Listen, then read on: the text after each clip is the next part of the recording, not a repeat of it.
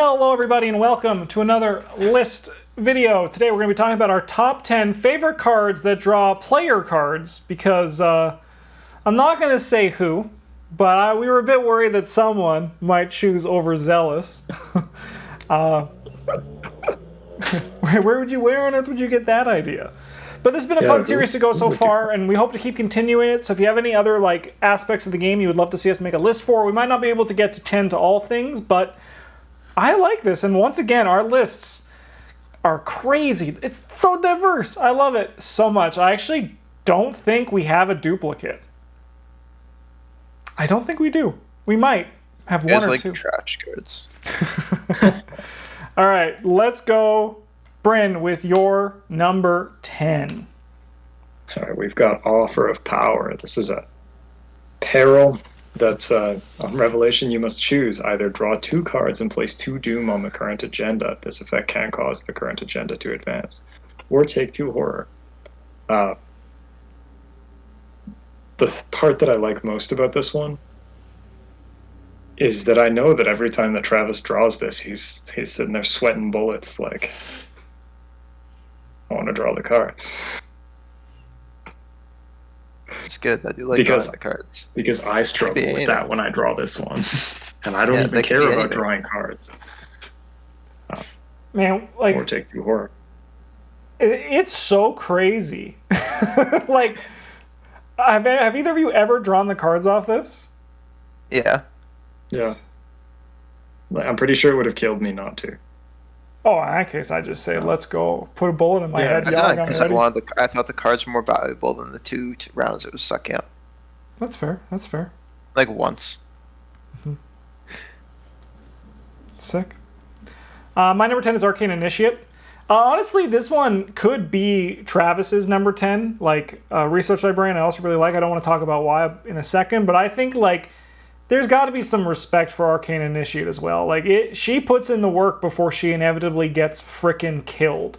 But she finds a home in all my purple decks, which I've been playing a lot of lately. And she just provides a consistency, and that's awesome. You just can't go wrong with her. She costs 1, and then she just dies, and it's great. But she gets you 3 cards. I have forgiven her for the time where she put with Agnes, and I drew my weakness with it. Her and I had some words after that, but overall, I still think Arcane Initiate's a great card. Travis. I just like the Research Librarian.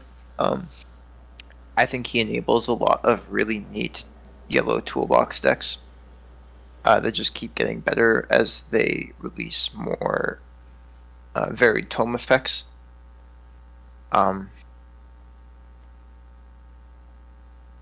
Outside is a pretty garbage card. He's 2 money, except your ally slot. He's 2 money, he searches your deck for a tome, and that's what he does. Yeah. Right? He's got a couple other niche uses where you can dig up, your weakness from Andy Thompson guaranteed, or he can trigger a research event that you, for whatever reason, need right now, but he's mostly just enables toolbox decks. I like that. Yeah. Sick. All right, Bryn, what's your number 9? I only have one thing to say about this, and that is Drink from the Skull. Yeah. I mean, I'm not surprised that a card that was on your resources list is also on your card list. It checks out. Yeah. I love that this card gets charges after an investigator at your location gets killed. You're just hanging around your low health teammate, you're here to protect me, right? And you're like, yeah. Yeah, I'm here to protect you with this fucking skull. Yeah. Man, I would just I want to see it happen where one of us dies and Bryn drinks our life essence. That would be amazing. That's unlikely. Bryn's usually the one who dies. That is true. I'll get the skull then, and I'll drink a Bryn's life essence. Bryn sees me play the skull, and then he plays I'll see you in hell. He's like, I can't wait. Find the skull and just start playing. Playing you handle this one, giving away things that I don't think people can actually handle. My number 9 is Rabbit's Foot. Outside of Stella Clark, I think this card's really fun. It's nice. Inside Stella Clark, it's kind of just boring. Stella Clark in herself is kind of just like kind of dull. But outside of Stella Clark, Rabbit's Foot is just like it turns a bad thing into a nice thing. And then, like even today, we were recording and Travis drew a Mythos card and he says, "I'll just take my card," right? Like, because he knew he was going to fail. There was nothing he could do. He just gets a card out of it. It makes a little bit of a negative into like you're like at least I got to draw a card. That's sick. And then you draw Overzealous and you're like, that's Arkham Horror, baby. Travis. That's Tetsuo Mori. He has rapidly become one of my favorite blue allies. I play him he's almost a staple for me. Because he's like, yeah, he takes up your ally slot, but that's okay because you won't kill him anyway. He's just there to like, you pay your 3 money, and then he takes 2 damage or 2 brain damage for you or your teammates. And after he dies, he goes digs you up a weapon. He goes and digs up a investigating tool for your secret, your location. He's really good at helping your like. So for Guardian specifically, he'll find you whatever piece of your like rig that you're missing, whether it's a weapon or it's bandoliers. That way you can have your survival knife in addition to your big gun, or he helps you find like empty vessel for soak. He helps, but for like your teammates again, he can help your seeker find the investigating pieces, their magnifying glasses, their Hawkeye folding cameras in the early game, their fingerprint kits, that kind of stuff. Can also help your fellow rogue investigators find their exceptional items that may be more difficult to find. He also helps you recover from like Crypt Chill in particular, but also other cards that make you discard assets, where either you can just throw him away and feel good about it, or you or someone at your location can get back something that they lost to it. Yeah. So, really flexible card. Big fan of him. Yeah, he's great. Bryn, what's your number 8? I've got the yellow sign. I took the initiative that weaknesses counted as player cards. And you I only love took the initiative because you knew if you asked, I'd say no. I mean, so you don't see this treachery very often, but when you do, you're passing a brain test, or you might be losing the game. Yeah, it hits pretty hard. It hits like a truck. Admittedly, sometimes you don't have a weakness in your deck. Yeah. A madness weakness in your deck. Yeah, that's just too horror, and you're like, who cares? By the point that you're seeing this card in Carcosa, the game has given you one. So you have at least one. Yeah. If you haven't seen it yet, you're gonna. It draws you cards. Yeah. It technically does. Yeah, it draws you one card anyway. It's an iconic piece of art from that cycle. Bryn, you're pretty good at like, yeah, it actually is good. Like that's what Travis would draw on all of our player, like our campaign logs. He would just draw the yellow sign like crazy.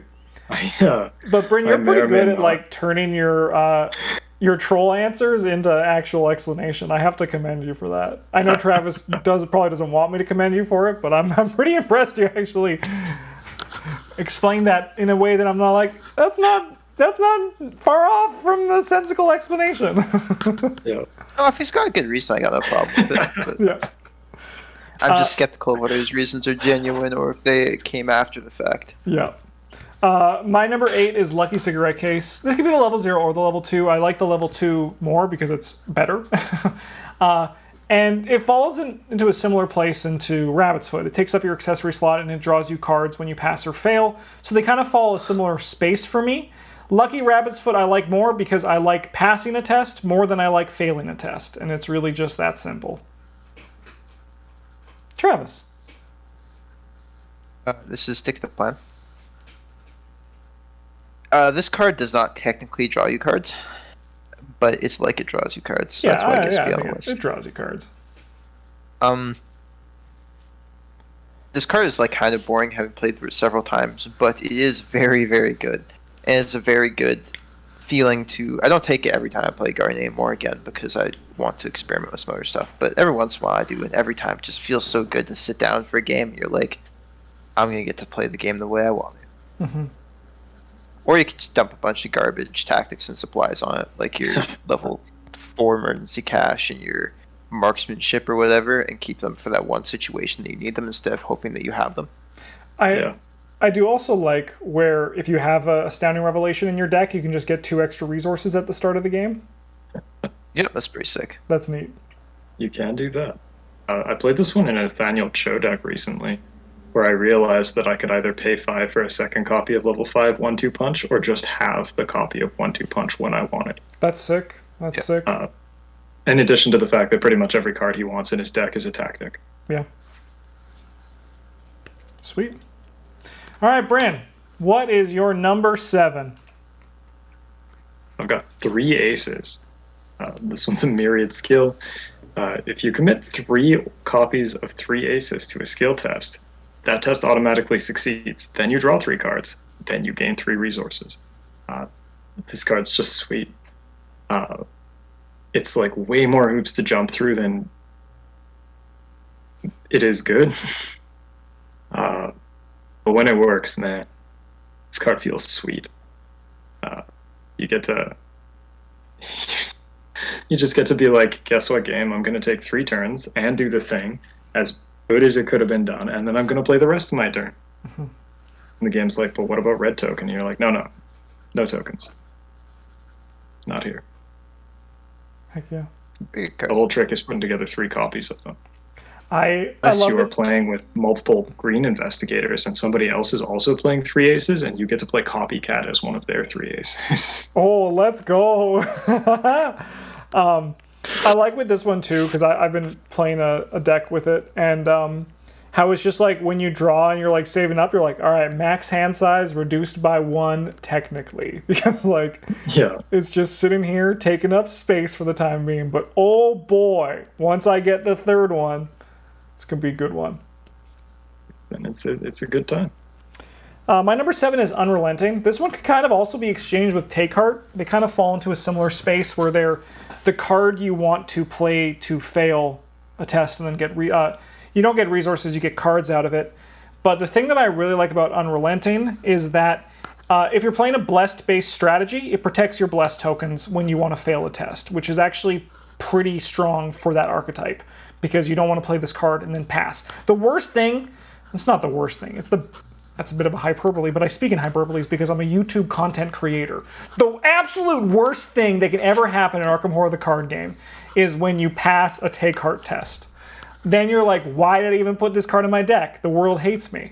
So even worse than that is when you get a Blessed token on that test and you're like, now I'm wasting my Blessed resource. This protects them and also can take out the cards that will make it so that you'll pass the test, the +1s, the 0, the Elder Sign tokens. So then you can now trigger your Look What I Found on a True Shroud location very easily.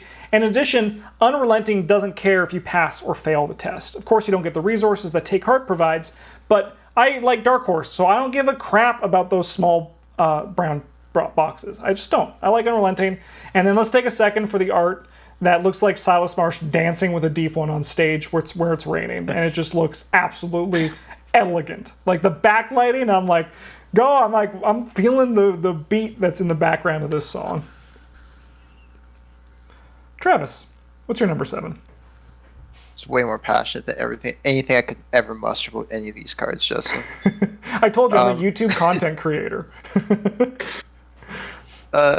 Anyway, this is Prepared for the Worst. This is another blue card, and it goes kind of hand in hand with Stick to the Plan. It's like mini Stick to the Plan, where you get to search top 9 cards of your deck for a weapon and add it to your hand. That's good. It makes it so you can shoot things, which is usually your job as a blue investigator. Mm-hmm. And I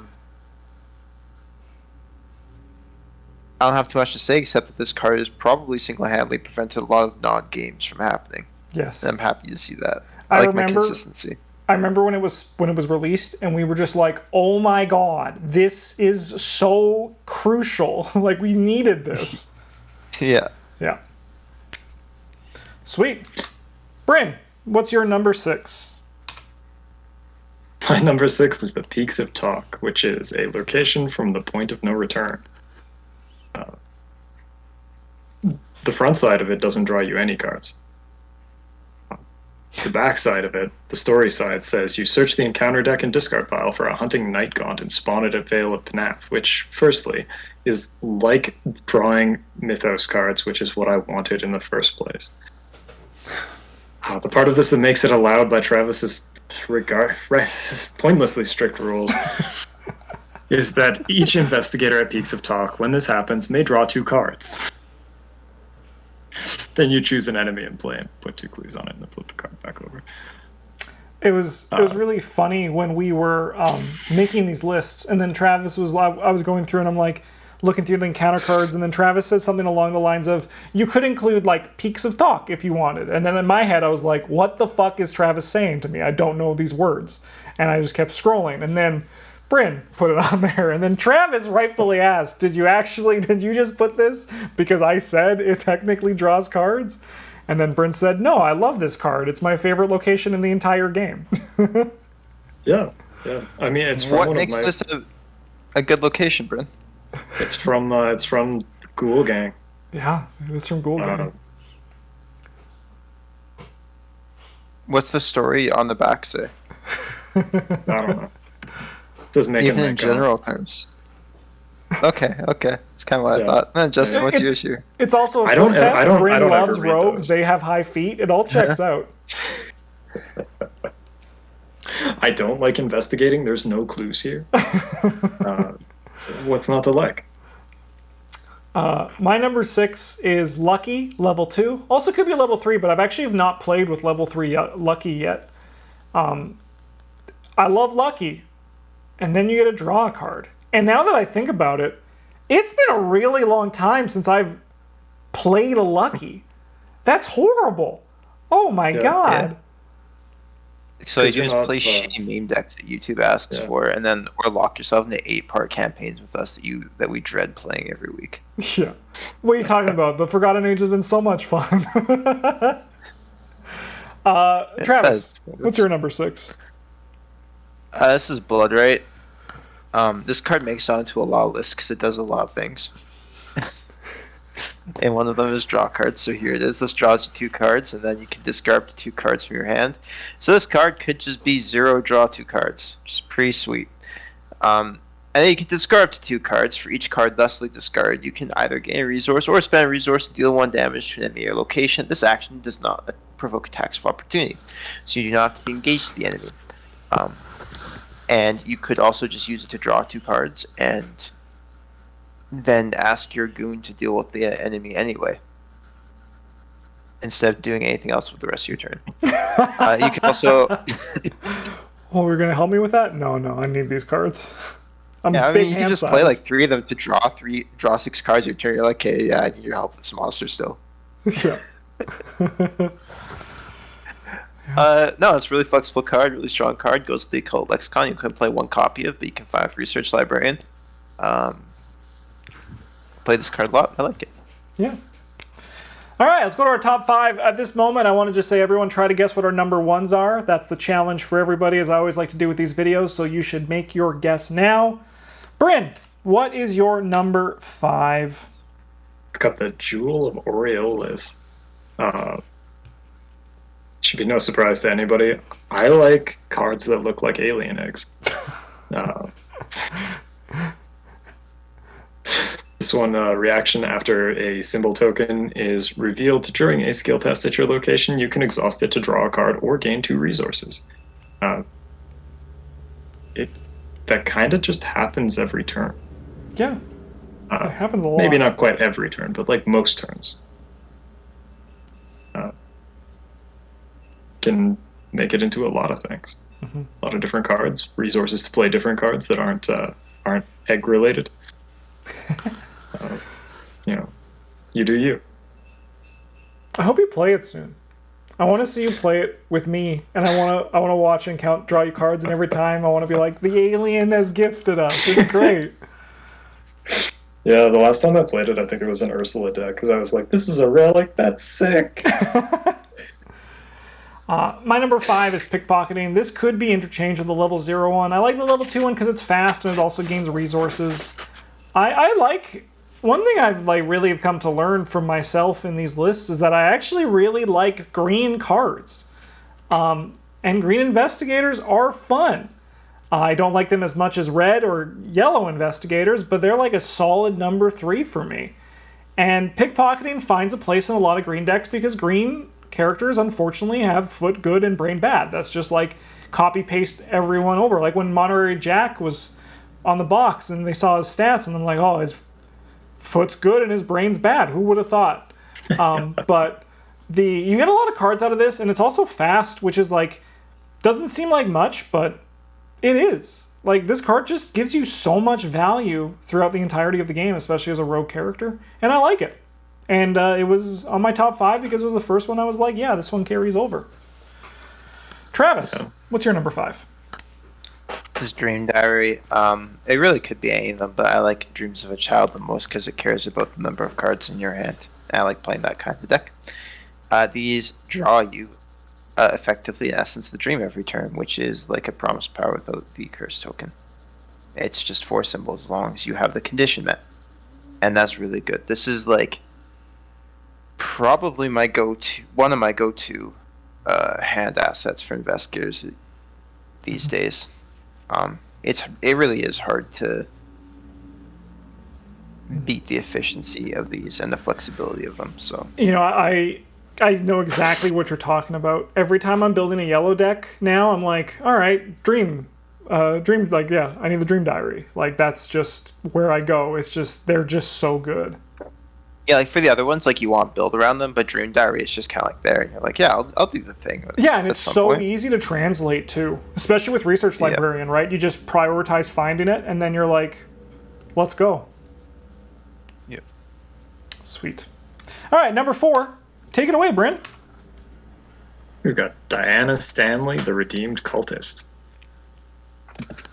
So she's got her text box says as a reaction after a card you own cancels or ignores a card effect or game effect. If there are fewer than 5 cards beneath her, you can place that card face down beneath her, draw 1 card, and gain 1 resource. Limit once per phase. She's kind of fun to play. Hot take these parts, Bryn. Yeah, I'm not allowed to talk about Diana Stanley anymore. I got in trouble with the YouTube comments. You kind of just get to pretend that the game's not there, and then you got to struggle to make your shitty stat line work. You're like Lola Hayes, but instead of randomly discarding all your cards, you just pretend that the Mythos deck doesn't exist sometimes. Yeah. Then your weakness shows up, and they're like, Diana, why are you keeping all these witches and stuff in your basement? And you're like, no, don't let them out. Yeah, no, I need them. They're keeping me sane. I need them for things. Yeah. As I said, I can't add anything to this. So I'm going to go to my number 4, which is a surprising find. I like the research mechanic a lot, and Astounding Revelation technically doesn't draw you cards by the text on the card. This one does, but it kind of like sneakily draws you 2 cards, which I kind of like. It's a little bit like mischievous, right? Where it's like, I'll do this, but then I'll also give you one if you pass successfully. And it probably will because you're a seeker, so you're only investigating or making a brain test, and most of those stats are pretty good for seekers. I like it. I've been very happy with this card. It usually finds a place in any deck where I'm constantly searching, just because I just think it's very efficient for 1 experience and then 3 cards. I like it a lot. Travis, what's your number 4? Snowstorm turn. Let's look at the top. Any investigator at your location, the top 6 cards of their deck, and pick one of them to draw. Yeah, great card. Yeah. If you have been listening to my explanations, I like consistency, and this card, once again, gives it to everybody. It very rarely makes it to the end of the campaign for me, but it starts in a lot of my yellow decks. So. Yeah. Yeah. It's just a perfect 29-30 card. You're like, I need 2 more. Oh, no stun unturned. It's great. Just pick one that makes my deck more consistent. Yeah, exactly. And also Like, other people's too. yeah, because when you choose no stun unturned, you're not adding no stun unturned. You're adding a 2 extra cost of something else in your deck. Yeah. All right, let's go to our top 3. Bryn, take it away. I've got Safina Russo, who, if I'm being honest, is firstly on this list because she's my favorite investigator in the game. I think. Probably, yeah. Well, I can say as of a month ago, she was. Yeah. Initially, she was on this list because I was like starting with 13 cards in your hand is like drawing cards, and Travis might not like it, but because he told me that I couldn't put cards that draw you Mythos cards on my list. But then I realized her star effect actually has text that says draw a card on it. You get to choose an event beneath your investigator card and draw it if you hit your start.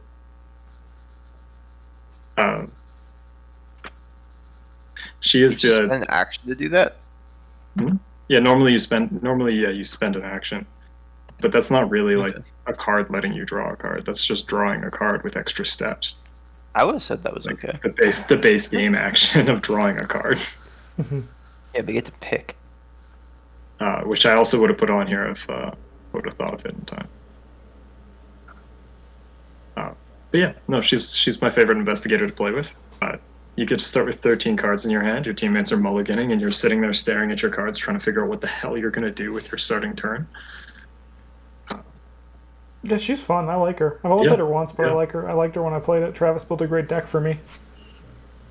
Yeah, she's a lot of fun. It feels different to play. Yeah. Most other investigators. Travis, before I go to my number 2, would you? I didn't ask because I was too busy making my list, choosing the cards I like. But Silas's ability of returning a skill card, does that count as drawing a card in for this or no? Yeah, probably. All right, so this could be interchanged with Silas, but I love nautical prowess. I love Silas. I love skill cards. We know that. That's no surprise on this channel. This card is, I think, key to Silas Marsh because it helps get his card draw steady, because the if happens before the after of his ability. So if you return this card, when you see the negative modifier and it doesn't cause you to fail, or if it would cause you to fail, you could bring this card back and then you essentially draw a card and return the nautical prowess to your card. So there's a lot of power, I think. I think honestly using this to pass a test, unless it's like a key hit against an enemy, it's better to just like draw cards with Silas because he benefits from having a lot of cards. And I think this does it wonderfully while also having that weird Silas ability where every time I need to check to make sure, even though I've played him a bunch, just because it's sometimes Silas is just weird. He's just a weird guy. It's probably because he's half fish. Travis, who's your number 3? It's Mark Harrigan. Whenever he takes damage, you can draw a card. I love playing Mark Harrigan decks. They're fun. You get to draw lots of cards while you play them. And because of that, you don't have to worry about including cards in your deck to draw cards. You just get to gain resources and play cards. Yeah. And it's fun. It's very fun. And I like it. By the way, Travis, I will say you should be very proud of your strengths, your pros and cons of Mark Harrigan on the deck guide you built for him and wrote for him. They made me laugh at like 2 in the morning last night, so I just wanted you to know. I'm glad you enjoyed them. Yeah, it was good. Needless to say, folks, Mark Harrigan, he's super sexy. We know that about him. All right, let's go to our number 2s. Bryn, go for it. I've got Molly Maxwell. She's the replacement card from the Blood of Balshindor for Dexter Drake. As a lightning bolt, you exhaust her and deal her 1 horror. You name a trait. Then one at a time, you reveal cards from the top of your deck until an asset with the named trait is revealed. You draw that card. Shuffle the revealed cards back into your deck, because Fantasy Flight hates deck manipulation. Yeah. But this card is both amazing and a nightmare to play with. The last time I played with it, I was playing on Tabletop Simulator. So firstly, flipping cards one at a time off the top of your deck is hot garbage. Unlike it would be in paper. And secondly, I spent a lot of turns trying to figure out what the hell I was supposed to be doing with like my deck list up on, in one window and the game up in the other one. Like, what the hell? Like searching through my hand and discard pile. Like, what do I have left in my deck? What's good? What does something here? I like I like that it makes you think. I will not play with it again in Tabletop Simulator. That's fair. That's fair. Yeah. My number 2 is Analytical Mind. This is Minty Fan's personal card. I like helping people. I like helping Bryn and Travis. I like helping Bryn and Travis from anywhere on the map. And I especially like after helping them with one card that has an extra wild symbol, by the way, I get a draw card to replace it. I think that's sweet and fun. You can really find a difference in Min when she has this in play and when she doesn't have this in play. So I'm always like really excited when I see a turn 1 or 2 and I'm like, let's go, let's get Min online and just start replacing my cards turn after turn. I'm always happy when this card's in play. I always love playing it. Travis, what's your number 1? Oh shit, I'm out of water. Sorry, your number 2. Practice makes perfect. Yeah. Number 2, yeah. Practice makes perfect. You have the top 9 cards deck for practice skill. Commit to the skill test if able, and if the test successful, you get to add the skill to your hands to discarding it. So this lets you kind of pick a skill from your deck and use it an extra time. Use it once and then draw it, and then you can use it later whenever you want. There's a lot of really powerful cards that you can find with this, such as Promise of Power and Deduction and Vicious Blow. Or you can just use it to find other skills that draw you cards, like Perception Overpower, really good card. Would recommend including in almost all your yellow decks. Sick. Let's go to our number 1. Drum roll, please, everybody at home. Lock in your guesses now. Get them in the comments. Whoever is the most correct will get a heart from me on YouTube, which ultimately doesn't mean much because I love a lot of your comments. Let's go, Bryn. What is your number 1? I've got the Enchanted Blade level 3, the blue version. This one you fight, you get +2 punch for the attack. If you succeed, you may spend 1 charge to empower the blade, which firstly sounds metal as hell. And secondly, does extra damage for the attack. And then if the blade is empowered and the attack defeats an enemy, you get to draw a card and heal a horror. This weapon feels awesome. The only part about it that doesn't feel great is the fact that it uses charges, and those are so hard to get if you are a blue character. Really hard to get. That being said, you will never spend a charge on an attack that does not deal extra damage. Yeah. Sweet. My number 1 is Old Book of Lore. This is probably my most played tome asset, apart from maybe Dream Diary now, but I love this card. It obviously doesn't fit in every Investigator. I've actually only have played it in both Daisy and Mandy, but when I'm playing both Daisy or Mandy, I'm like, all right, we'll grab Old Book of Lore, because there's just... Daisy, obviously, she gets it for free. Mandy, she gets 2 cards out of the 3, and, like, that's just a lot of good... Like, that's just a lot of good. It triggers your Surprising Finds, it triggers your Astounding Revelations, so you're constantly refilling your resources, and I like having choice, right? Like, it's more fun to be able to play with all the cards in your deck and, like, adapt to what you need in the moment. Old Book of Lore is tons of fun. The upgraded one is also good. Like, it's also great. The 2 reduction on that is sweet. But I'm doing the level 0 one here just because it's... Sometimes they don't get upgraded and still it works for me. But yeah. Travis, what is your number 1? It's Dream Enhancing Serum. This card takes an arcane slot, and only the first copy of each card in your hand counts towards your maximum hand size. And as a reaction, after you draw a card that is a copy of one already in your hand, you can exhaust the Dream Enhancing Serum, reveal both copies to draw another card. Wow. This card is theoretically draws you so many cards, and also, like, simultaneously eliminates the issue of having too many cards. It's great. Also, it's like Muskimol, which I don't know if that's a real thing or not, but I would drink it. Yeah, I would drink it too, man. For people who might not know about this dream I had with Travis, he had Dream Enhancing Serum in play, and he said, "Look, Justin, I have 100 cards in hand." And I love that dream. It was one of the best dreams I've ever had. Sorry, Travis, for you to find out like this, but it's I always enjoy watching Travis happy with his giant hand of cards. Wow, muscimol is a real thing. It's one of the principal psychoactive constituents of some kinds of mushrooms. Well, all right. Well, I know what we're going to buy to celebrate the restrictions stopping. Some Dream Enhancing Serum, baby. Let's go. Oh, all baby. Right. Well, thanks, everybody, for watching on this list video. We'll see you next Thursday for another one. Are we going to do, like, top cards that move you? Is that, like, the next thing on our list that we can do? I think so. Yeah. So if there's anything else that you guys want to see us do in this, like, it's fun. I like it because our lists are very varied, which is super enjoyable also for us to talk about as well. Thanks for watching. Leave comments on what you guys think of this list and if you have any ideas for other lists in the future. We love you guys. Have a good one. And as always, GG's.